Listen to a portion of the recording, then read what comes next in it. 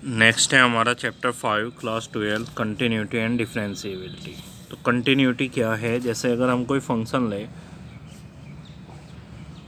Late कि हमने ये है कि x f(x) है, सपोज करिए आप, जैसे 1 या 5 और 10 less than equal to x less than equal to 0 और x ग्रेटर देन 0, यानी कि x की वैल्यू जब भी 0 से लेस देन है, 0 से लेस देन यानी कि इधर है, तो फंक्शन की वैल्यू 5 आ रही है, यानी कि y पे कितना है 5, तो ये है 5, तो इसका ग्राफ हो गया ये। और जब x की वैल्यू 0 से ग्रेटर है तो फंक्शन की वैल्यू कितनी है 10, तो ये आएगा यहाँ को 10 इधर।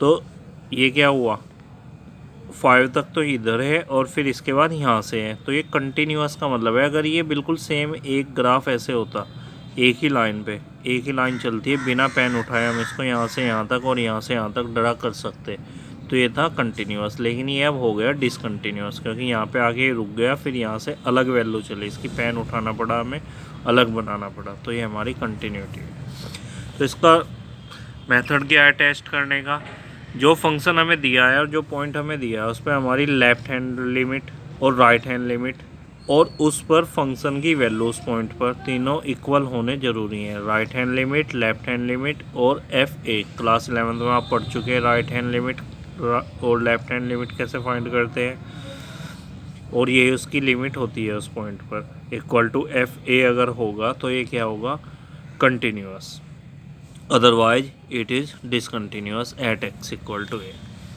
अब है डिफरेंशिएबिलिटी के लिए right hand derivative and left hand derivative. तो राइट हैंड डेरिवेटिव को हम RF' से डिनोट करते हैं, यानी कि इसका डेरिवेटिव a पे फाइंड कर रहे हैं, और ये होगा limit h tends to 0 f of a plus h minus F a upon h। फिर है लेफ़्ट हैंड डेरिवेटिव, इसको हम रिप्रेजेंट करते हैं LF' से इक्वल होगा ये limit h tends to 0 f of a minus h minus F a upon minus h। अगर ये इक्वल है लेफ़्ट हैंड डेरिवेटिव और राइट हैंड डेरिवेटिव, तो फंक्शन a पर डिफरेंशिएबल होगा, otherwise it is not differentiable.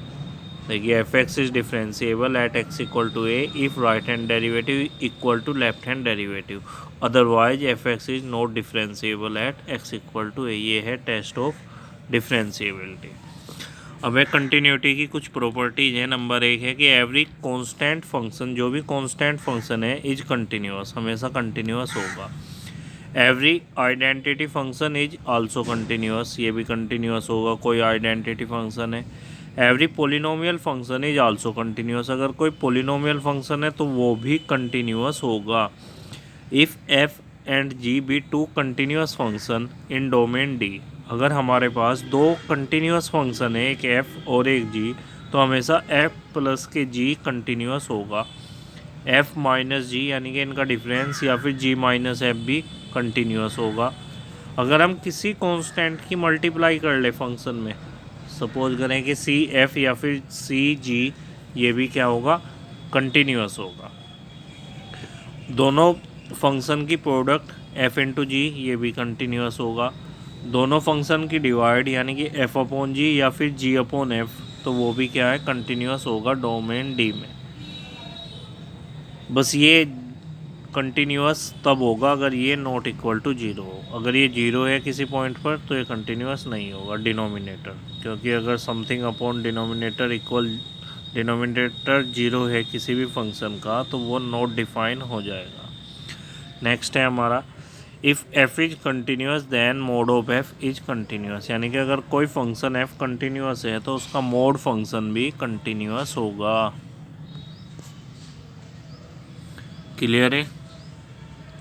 ये आपका continuity, right hand derivative, left hand derivative, test for differentiability, ये इसकी properties of continuity.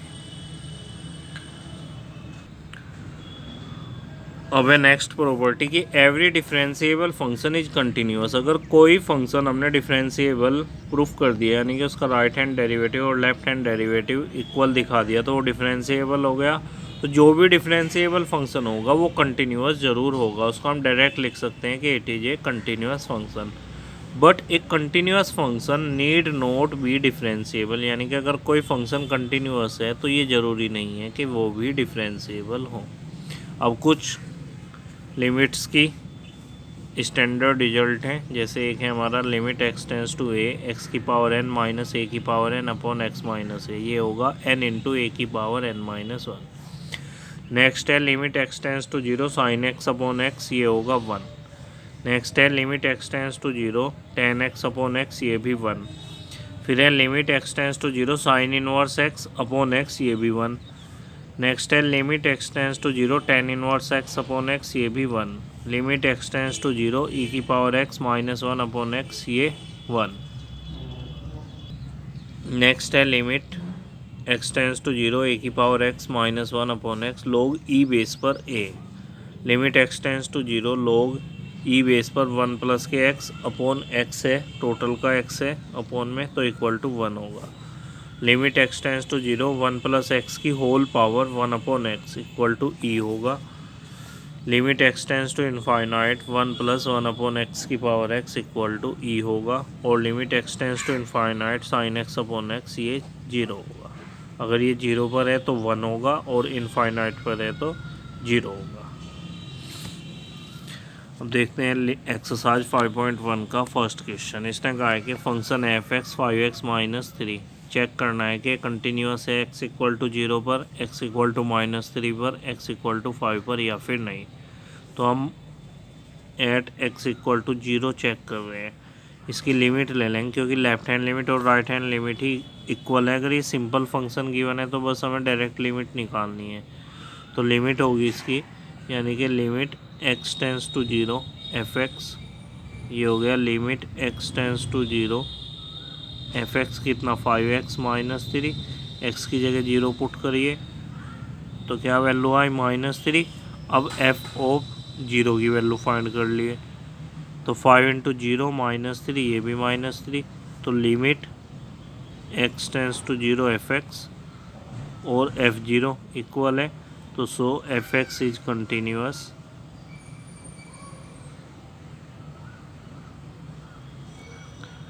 Eight x equal to zero. ऐसे ही आप माइनस थ्री पे चेक करेंगे, ऐसे ही माइनस फाइव पे।